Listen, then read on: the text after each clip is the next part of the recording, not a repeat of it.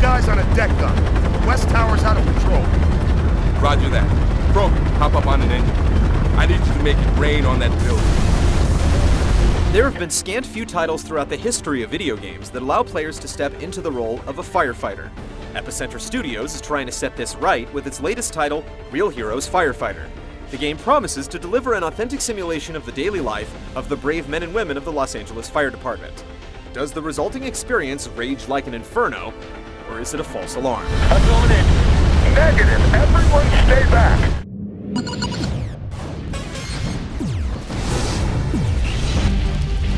I'll take this, jerk. Next office is all yours, kid. As a new cadet in the Engine Company 13 squad, you have to earn the trust and respect of your colleagues and captain.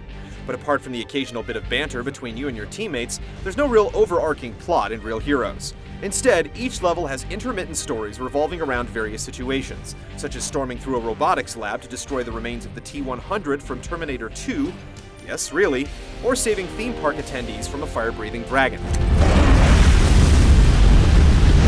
If anything, the story is just there to provide objective taglines that direct you to your next task. Right now, we're on our own up here. So let's get to work.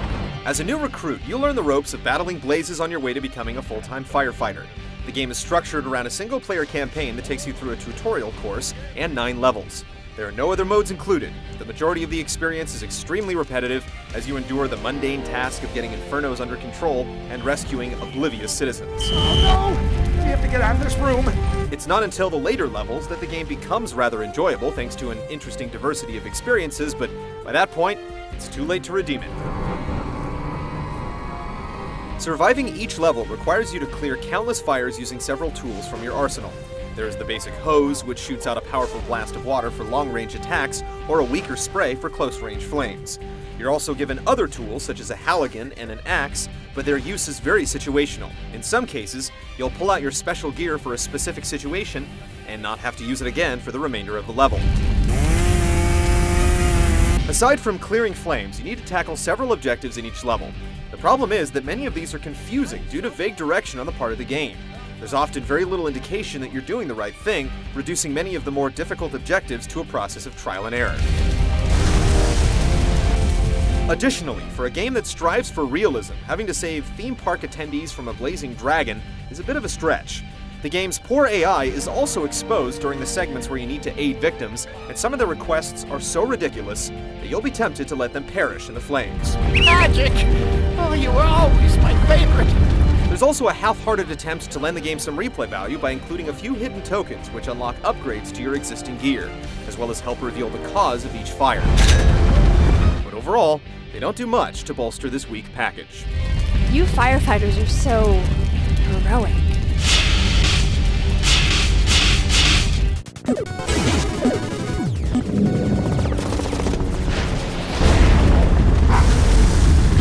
Thanks, Rookie. Okay, Captain, pet store's clear. Swapping guns for hoses, Real Heroes plays like a first-person shooter, attempting to take advantage of the Wii Remote's motion controls, though without Motion Plus functionality. Using the extinguisher or the hose is as simple as pointing and pressing a button. While there's no way to lock the camera in place like in Metroid Prime, you can tweak the control settings to a degree, like in the Conduit, which provides some flexibility. Your movement options are simple enough: strafing, sprinting, and crouching, though sprinting doesn't really speed you up all that much.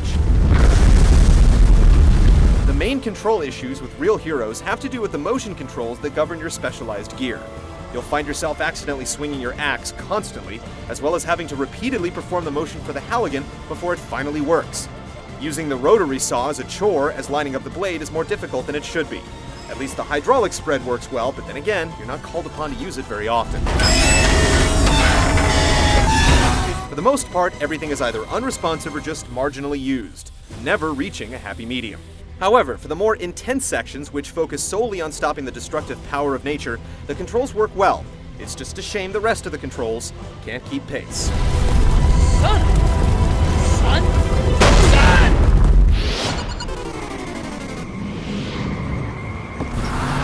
Let's start working this fire. I probably don't need to tell you this, but don't go near that sun. It's, hot.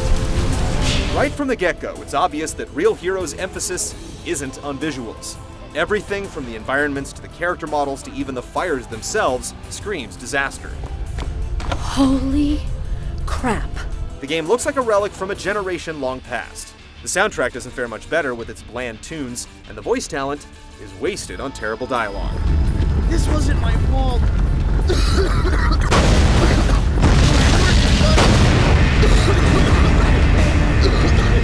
What was I supposed to do? Already on it. We're gonna get chopping now. Even for a budget title, Real Heroes Firefighter is unpolished and sloppy. Oh man, I just bought that plasma TV. The experience picks up towards the end, but it's too little too late when you consider the monotonous trudge that leads you there. For these firefighters, it's time to head back to the academy. Put him on, Proby! And whatever you do, don't look down! Good work. We've done all we can here. If the rest of the city looks as bad as this, we're just getting started.